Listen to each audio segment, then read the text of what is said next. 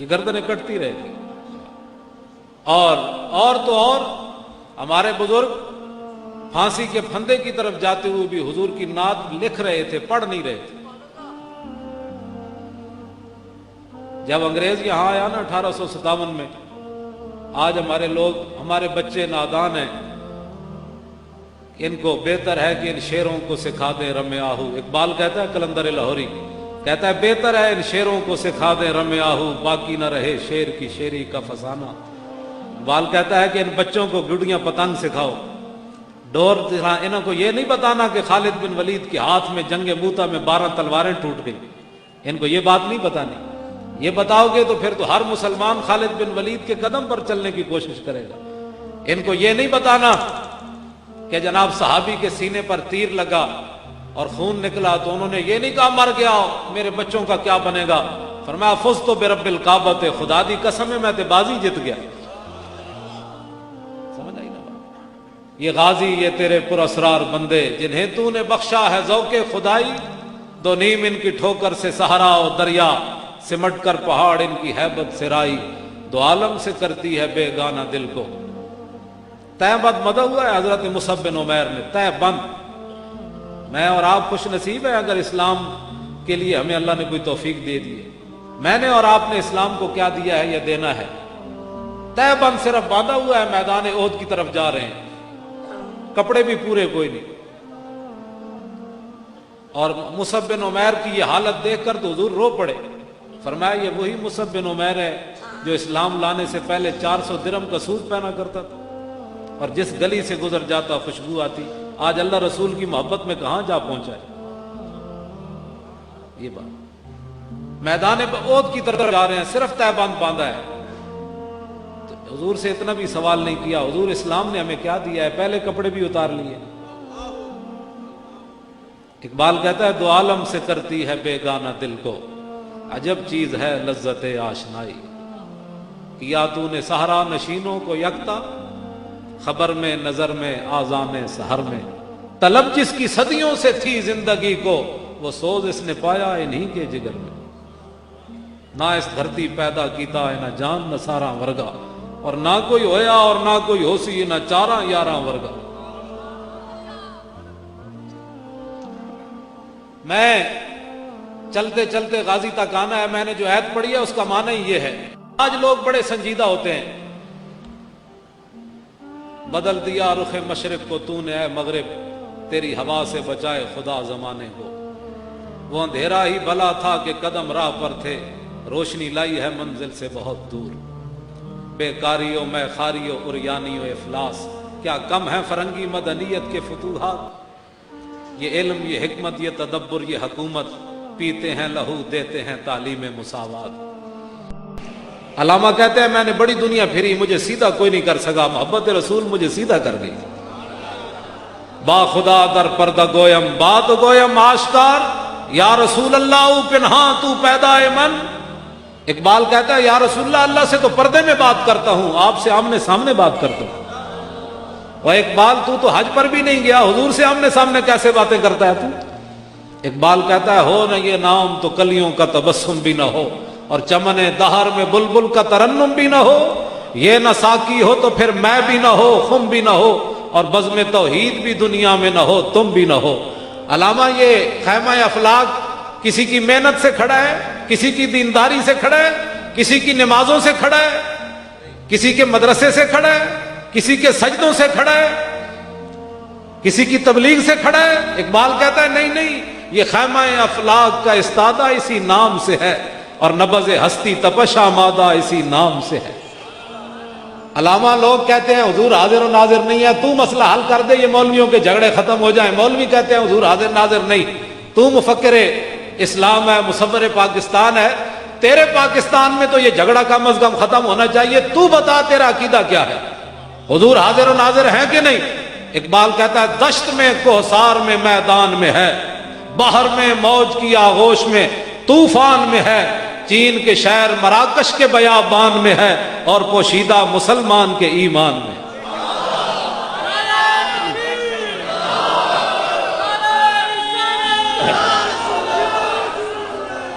اتنے میں بڑے मुफक्किर दी गल की ढिला जा नारा चंगा जा लाओ, इस तरह नहीं।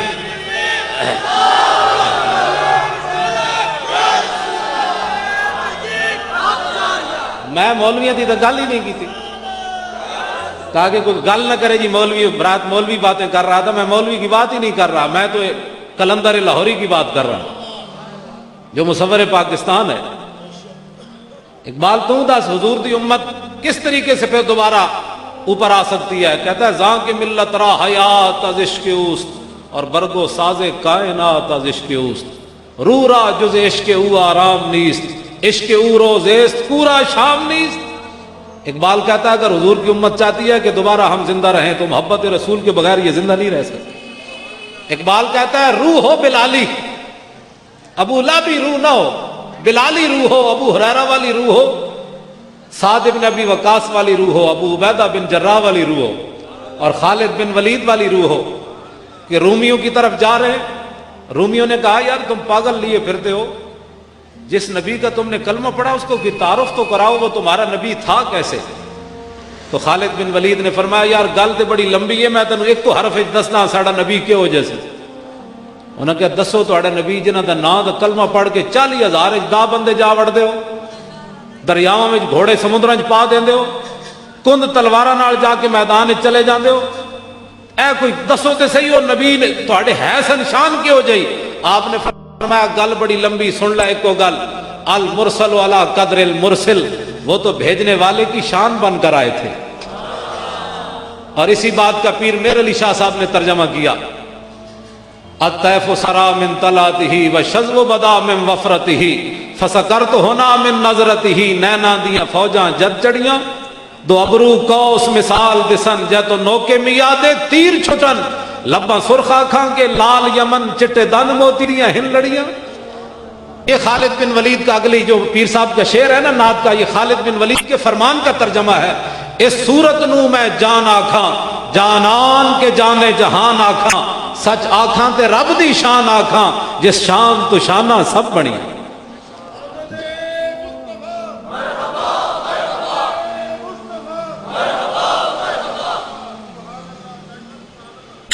इस शान तो शाना सब बढ़िया, यह सूरत है बेसूरत थी। हजरत अब्दुल्ला बिन रवा हुजूर के दरबारी शायर कहते हैं लौलम यकुन फीही आयातुम मुबय्यना कानत बदीहतहु तुगनी अनिल खबरी। फरमाओ मेरे महबूब के गुलामों तुमने तो हुजूर का चेहरा नहीं देखा, हमने देखा है, तो बताएं जी अब्दुल्ला बिन रवाहा हुजूर का चेहरा कैसा था? फरमाया कमाल है, अगर हुजूर अपनी सदाकत के लिए कोई मौजज़ा लेकर ना आते तो हुजूर की सदाकत के लिए हुजूर का चेहरा ही काफी था। इस सूरत नू मैं जान आखा जानान के जाने आखा ते रब दी शान आखा जिस शान तू शाना सब बढ़िया। बेसूरत थी, बेसूरत जाहिर सूरत थी, बेरंग दिसे इस मूरती विच वहदत फुटियां जद घड़ियां।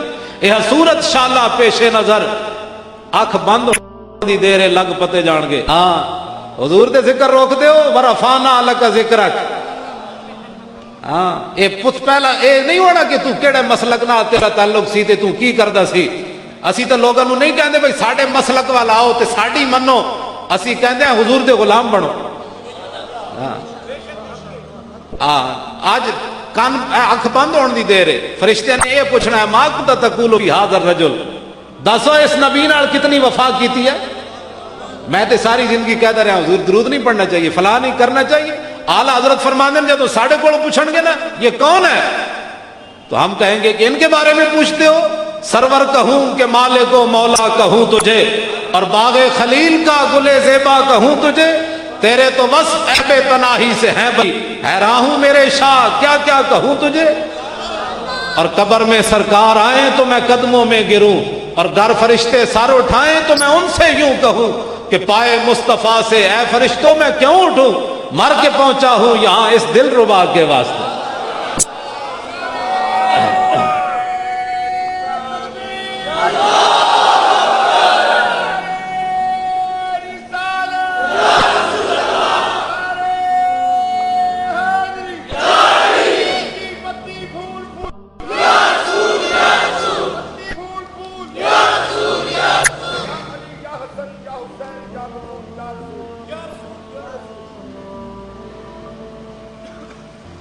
ہما پیغمبراں در جستجو خدا داند کہ تو در چے مکانی. حضور کے بارے میں باتیں کرتے ہو. مولانا جامی فرماتے ہیں جس مکان جس جگہ پر حضور گئے اس جگہ کا کسی کو آج تک نہ پتہ چل سکا حضور کہاں تک گئے. پوچھتے کیا ہو عرش پر یوں گئے مصطفیٰ کے یوں, کیف کے پر جہاں جلیں کوئی کیا بتائے کہ یوں, اور کثرے تنا کے راز میں عقلیں تو گم ہیں جیسی ہیں, روح قدس سے پوچھئے تم نے بھی کچھ سنا کہ یوں.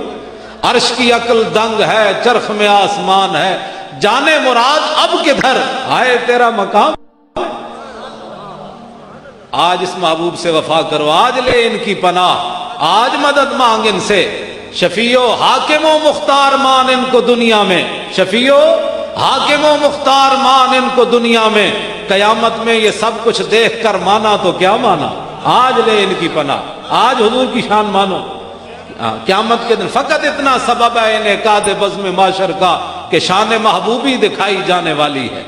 اس لیے میں جو بات چھیڑی ہے نا, صحابہ بڑے لوگ آج سنجیدہ ہیں, حضور پر درود پڑھنے کے لیے بھی بڑی سنجیدگی لوگ اختیار کرتے ہیں. جب حضور کا نام آئے تو انگوٹھے چومنے کے لیے بھی بڑے سنجیدہ ہو جاتے ہیں. یہ تجھے پتہ چلے گا تیری سنجیدگی کا قیامت کے دن جب حضور حوض کوثر پر کھڑے ہوں گے اور تو پیاسا جائے گا وہاں, تو حضور نے پوچھ لیا کہ تو تھا جو میرے علم کو تولتا تھا.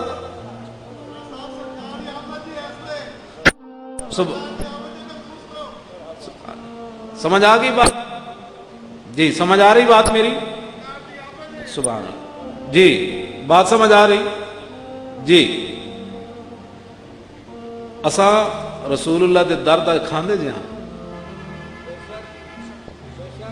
تے کتا وہ ہوندا ہے جڑا مالک دے گھر دا پہرا دے, وہ نہیں ہوندا جڑا چور آون تے سو جائے. اب تو نہ رو کہ غنی کی عادت سگ بگڑ گئی, پہلے ہی میرے کریم لقمہ تر کھلائے کیوں. اے مولانا محمد علی صاحب دی ہے سارا کچھ روحانیت, وہ جڑے باہروں نعرے لا رہے ہیں انہاں دی باتاں, اور جڑے تسی انہاں دے ساتھی ہو, اور واقعہ تانی روحانی محفل ہے, اس میں ایسی کوئی جی بات یہ ہے کہ امتی ہو کر اس کو پریشانی ہو حضور کی شان کی اور اس کو سمجھ ہی نہ آئے, اور وہ جناب کسی اور دھیان میں بیٹھا ہو, تو ہمارا اس سے غرض نہیں ہے. میں تو اس سے خطاب ہی نہیں کرتا جو نمبر 2 قسم کا بندہ ہو اور جناب ہر طرف چل جاتا ہو. جو ہوتا ہے حضور کا غلام, اس کے سامنے کوئی بھی آ جائے انہیں کہا چھوڑ پرے, مر ہی جاؤں جو اس در سے جاؤں 2 قدم. حضرت زید بن حارثہ کو چچا اور بھائی لینے کے لیے آئے, جو واپس چلو تمہارے باپ بھی ہے ماں بھی ہے. انہوں نے کہا نہیں, مر ہی جاؤں جو اس در سے جاؤں 2 قدم, کیا بچے بیمار غم قرب مسیحا چھوڑ کر. انہوں نے کہا در رسول نہیں چھوڑا جاتا. 1,24,000 صحابہ وچوں اللہ نے پھر نام ہی حضرت زید دا قرآن وچ رکھیا. فرمایا تو در نہیں چھوڑیا, ماں پیو نو چھڈے اسی قیامت تک قرآن دی تلاوت تیرا نام بنا دیتا ہے. کی محمد سے وفا تو نے تو ہم تیرے ہیں, یہ جہاں چیز ہے کیا لوح و قلم تیرے. حضور نال وفا کر کے تے ویکھیا. 10 سالہ بچے حضرت طلحہ بن برا, 10 سالہ. ہمارے 10 سالہ بچوں کو کلمہ بھی نہیں آتا. کیوں نہیں آتا؟ کہ گھر سے ہے, بیٹے بھی تو ایسی ہیں. 10 سالہ بچے, یا ایک روایت میں 12 سال, حضور کی بارگاہ میں آئے اور حضور کے ہاتھ پاؤں چومے. 10 سالہ بچے نے, ظاہر ہے ماں باپ نے تربیت کی ہے تو چومے ہے نا. ماں باپ نے گھر کبھی بتایا ہی نہیں بچوں کو, تو بچوں کو چاروں کا کیا قصور ہے. 10 سالہ بچے نے حضور کے ہاتھ اور پاؤں چومے. نبی علیہ السلام نے فرمایا کیوں چومے؟ کہا جی مجھے آپ سے بڑا پیار ہے. حضور نے فرمایا پیار ہے؟ کہا جی. فرمایا فذهب اقتل اباک, فرمایا جاؤ اور جا کر اپنے باپ کو قتل کر دو. 10 سالہ بچہ پاؤں ہاتھ چوم کر اس کو آگے صلہ کیا مل رہا ہے, جاؤ باپ کو قتل کر دو. اب تو آپ کو اور مجھے پریشان نہیں ہونا چاہیے, محب جانے یا محبوب جانے. آگے دیکھیں پھر کیا ہوتا ہے. وہ میں نے اس لیے ان کو پڑھائی تھی نعت دوبارہ کہ ملتا ہے کیا کیا ایک بار مدینے میں جا کے دیکھ. کرتے ہیں مالا مال ذرا, تو آیا نہ درتے کیوں بد نصیبہ, ہزارہ رنگاں وچ رنگیں دے محمد, تو آتے سے. حضرت طلحہ بن برا, صحابہ کہتے ہیں انہوں نے چھلانگ لگائی اور تلوار لے کر دوڑ پڑے. کہا جی یہ تو کام ہی کوئی نہیں باپ کو مارنا. ایسے دوڑے, جب آگے گئے تو حضور نے بلا لیا، فرمایا واپس آ جاؤ، میں باپوں کو مروانے کے لیے تو نہیں نہ آیا، میں تو ان کی عزت بتانے کے لیے آیا ہوں۔ ملتا ہے کیا کیا اب دیکھیں گا۔ کچھ دنوں کے بعد وہ چھوٹے بچے بیمار ہو گئے، چھوٹے بچے، نبی علیہ السلام ان کے گھر صبح جا رہے ہیں شام جا رہے ہیں، صبح جا رہے ہیں شام جا رہے ہیں، ان کی تیمارداری کرتے ہیں، فرماتے ہیں طلحہ سناؤ طبیعت کا کیا حال ہے؟ صبح جا رہے ہیں شام جا رہے ہیں۔ تو اعلیٰ حضرت فرماتے ہیں حضرت طلحہ نے یہ دعا کی کہ جان ہے عشق مصطفیٰ روز فزوں کرے خدا، جس کو ہو درد کا مزہ وہ ناز دوا اٹھائے کیوں۔ حضور کا تیار جس گلی سے گزر جائیں تو حضور صبح شام جا رہے ہیں، کوئی یہ معمولی بات تھوڑی۔ اب جو میں بات اگلی کرنے لگا ہوں نا، یہی مسلمانوں کا جب تک دستور رہا نا، میرے ہاتھ میں تھا جب تک میرے مصطفیٰ کا دامن، میرے پاؤں چومتی تھی یہی گردش زمانہ۔ بھائی چھوڑ دیں یار، وہ معذور ہے، اس کو چھوڑ دیں، اس کو جو کرنے دیں، وہ معذور جو ہو۔ آپ میری طرف توجہ کریں۔ ایک شام امام الانبیاء ان کے گھر گئے تو ان کے ابا جی کو حضور نے فرمایا کہ آج طلحہ کی آخری رات ہے، طلحہ نے فوت ہو جانا ہے، جب یہ فوت ہو جائے نا تو مجھے جنازے کے لیے بلانا ہے، جنازہ میں خود پڑھاؤں گا۔ اس میں بھی راز ہے، وہ یہاں مجمع میں بیان کرنے کا نہیں ہے کہ وہ کیوں دنیا سے چلے گئے، اس میں بھی راز ہے، محدثین نے اس پر بات کی ہے۔ جب حضور علیہ السلام ان کے گھر سے نکلے نا تو حضرت طلحہ نے اپنے باپ کو فرمایا کہ عرض کی کہ ابا جی حضور نے کیا فرمایا ہے؟ نے کہا جی نبی علیہ السلام نے فرمایا طلحہ آج فوت ہو جائے گا تو جنازے کے لیے مجھے بلانا ہے۔ تو حضرت طلحہ نے اپنے ابا جی کو کہا کہ حضور تو فرما گئے جنازے کے لیے بلانا ہے، لیکن جب میں مر جاؤں تو حضور کو بلانا نہیں ہے۔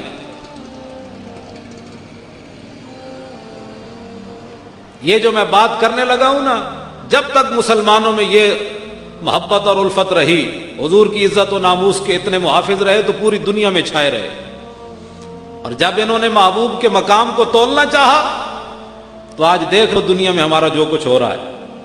جاتے ہوئے چھوٹے سے بچے کو بھی حضور کی ناموس کا خیال ہے۔ اب اس بچے کو یہ کس نے بتائی؟ گھر میں تربیت ہوئی نا کہ ساری دنیا چلی جائے لیکن حضور کی طرف انگلی کوئی نہ اٹھائے۔ حضرت طلحہ بن عبید اللہ نے کہا رسول اللہ کو نہیں بلانا میرے جنازے کے لیے، تو ابا جی نے کہا کہ حضور تو فرما گئے۔ تو حضرت طلحہ نے جو بات کی وہ میری پوری تقریر کا خلاصہ یہ جملہ ہے۔ عرض کی ابا جی جب رسول اللہ میرا جنازہ پڑھانے کے لیے آئیں گے نا تو جن گلیوں سے حضور نے گزر کر آنا ہے ان گلیوں میں یہودیوں کے گھر ہیں، یہ نہ ہو کہ حضور رات کی تاریکی میں آئیں کوئی یہودی چھپ کر حضور کو دکھ نہ دے، مجھے حضور کے جنازے کے بغیر دفن کر دینا، قیامت تک حضور کی امتی یہ نہ کہیں طلحہ تیرے جنازے کی وجہ سے حضور کو دکھ پہنچا، تو نہ ہی مرتا۔ یہ میں جملہ نہیں سننا چاہتا، مجھے حضور کے جنازے کے بغیر ہی پڑے بغیر دفن کر دینا۔ مالکوں کا اگر قبولیت ہوئی تو پھر مالک پہنچ آئیں گے صبح، واللہ وہ سن لیں گے، فریاد کو پہنچیں گے، اتنا بھی تو ہو آجو کرے کوئی دل سے۔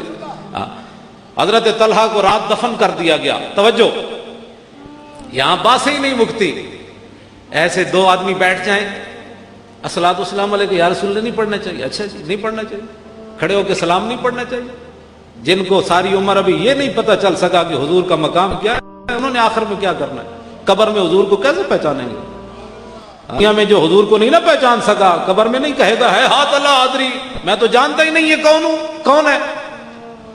اگر قبر میں حضور کو پہچاننا ہے اور حشر میں حضور کی شفاعت لینی ہے، حوض کوثر پر حضور سے جام پینا ہے، تو پھر دنیا میں حضور کے سامنے سر جھکا کے رہنا ہے۔ ہاں سمجھے؟ کلمہ بھی سیدھا نہیں آتا اور باتیں امام الانبیاء کے بارے میں، جہاں سانس لینا بھی جرم ہے اونچا۔ بات سمجھ آ رہی؟ حضرت طلحہ بن عبید اللہ جب حضور علیہ تو اقبال نے ایسے بات نہیں کی کہ محمد سے وفا تو نے تو ہم تیرے ہیں، یہ جہاں چیز ہے کیا لوح و قلم تیرے ہیں۔ اب لوح و قلم ملنے لگا ہے، ان کو دیکھیں کیا مل رہا ہے۔ 10 سالہ بچے، یار بچہ بھی 10 سالہ ہوئے نا تے وفا رسول اللہ نال کرے تے انہوں وہ کچھ ملتا ہے جڑا بڑے نو بھی نہیں ملتا۔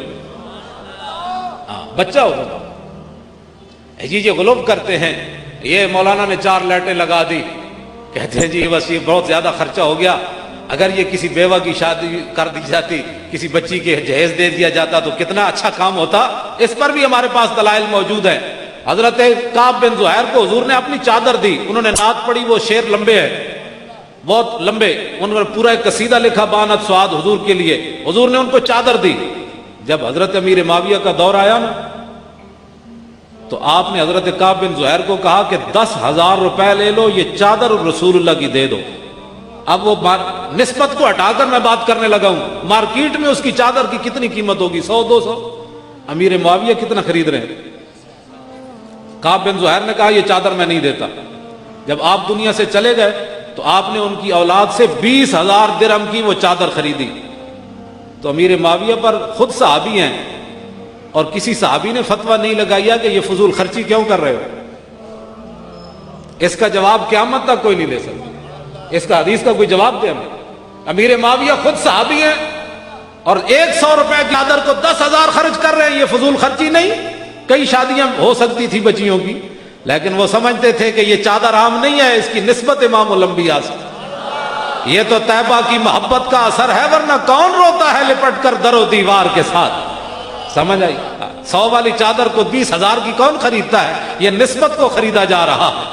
ایسا حج زحمت بے جا کے سوا کچھ بھی نہیں، عشق اگر محکم نہ ہو احمد مختار کے ساتھ۔ یہ 4 لائٹوں بھی لوگوں کو پریشان کر جاتی ہیں، کوئی بات نہیں، اپنی اپنی قسمت کی بات ہے، اپنی اپنی قسمت کی بات ہے، ہم کسی کی قسمت نہیں بدل سکتے۔ حافظ شیرازی کہتا ہے حد حق عشق احمد بندگانے چیدہ خدرا۔ حافظ شیرازی کہتا ہے اللہ تعالیٰ اپنے حبیب کی محبت ہر ایک کو نہیں دیتا، بلکہ چن چن کر دیتا ہے، چلا میرے نبی نال پیار کر۔ اور ہمارے بزرگ یہ فرماتے ہیں، مولانا محمد علی صاحب نے خود یہ محفل منعقد نہیں کی، نہ ان کے بس میں یہ بات ہے۔ ہمارے بزرگ فرماتے ہیں کہ بندہ مومن بعد میں حضور کی تعریف کرتا ہے، پہلے اس بندے کا ذکر حضور کی بارگاہ میں ہوتا ہے۔ حضور فرماتے ہیں میرا فلاں غلام ہے، بندہ بعد میں حضور کا ذکر کرتا ہے۔ ملتا ہے کیا کیا، ایک بار مدینے میں جا کے دیکھ، اور کرتے ہیں مالا مال۔ حضرت طلحہ بن براق حضور ان کی قبر پر گئے، کیا ملتا ہے؟ تو صحابہ کے بارے میں منقول ہے، میں نے جو پڑھا ہے علماء سے سنا ہے، اگر کوئی ہمیں اور بتائے گا تو ماننے والے ہیں، ہم تو ماننے والے ہیں، ہمارا تو جھگڑا ہی کوئی نہیں۔ ہم تو کہتے ہیں آؤ حضور کی بار، آؤ انہیں مانا انہیں جانا، نہ رکھا غیر سے کام، للہ الحمد میں دنیا سے مسلمان گیا، آؤ۔ 2 صحابہ کے لیے یہ بات ہے جو روایات میں موجود ہے۔ ایک سعد بن معاذ ہیں جو 33 سال غزوہ خندق کے موقع پر تیر لگا ان کو، یہاں یہ رگ کٹ گئی، اور بڑے حسین و جمیل 33 سال عمر، اور اتنے با کردار اپنے قبیلے کے کہ جب صبح آپ نے اسلام قبول کیا تو شام تک بچے بوڑھے مرد خواتین سعد بن معاذ کو دیکھ کر سارے مسلمان ہو گئے تھے۔ یہاں 33 سالہ جوان کا کردار آپ دیکھ سکتے ہیں، تو وہ صحابی رسول کا کردار دیکھیں، اسلام سے پہلے بھی کردار اتنا ہے۔ 33 سال کی عمر میں تیر لگ گیا، اور یہ وہ سعد بن معاذ ہیں جو میدان بدر کی طرف جاتے ہوئے، جو منافق ہوتے ہیں نا وہ تو امام الانبیاء کے ساتھ 3 میل بھی نہ چل سکتے۔ غزوہ احد شریف 3 میل ہے مدینہ منورہ سے، مقام شوط سے عبداللہ ابن ابی واپس آ گیا، اور جو غلام تھے حضرت قتادہ تے آنکھ کے پیش کر دیتی تیر دے، انہیں کہا تو تیر ایتھے لگ سکتا ہے، امام الانبیاء تک نہیں جا سکتا۔ حضرت ابو دجانہ حضور پر ایسے جھک گئے، تیر اپنے جسم پر کھا رہے ہیں۔